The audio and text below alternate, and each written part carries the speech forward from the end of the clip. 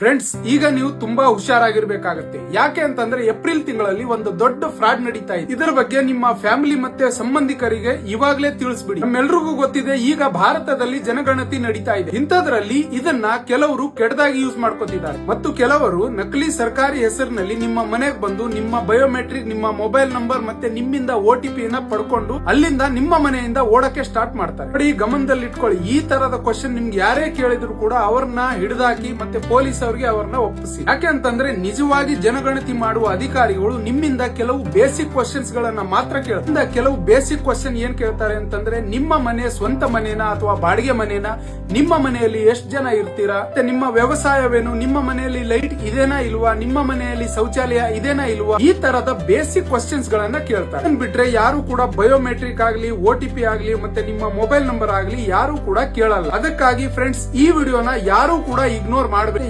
ಯಾರೊಂದಿಗೂ ಕೂಡ ಈ ತರದ ಫ್ರಾಡ್ ನಡಿಬಾರದು ಅಂತಂದ್ರೆ ಈ ವಿಡಿಯೋನ ನಿಮ್ಮ ಫ್ಯಾಮಿಲಿ ಮತ್ತೆ ನಿಮ್ಮ ಫ್ರೆಂಡ್ಸ್ ಗಳಿಗೆ ಶೇರ್ ಮಾಡಿ, ಅವ್ರಿಗೂ ಕೂಡ ಈ ವಿಷಯನ ತಿಳಿಸಿ.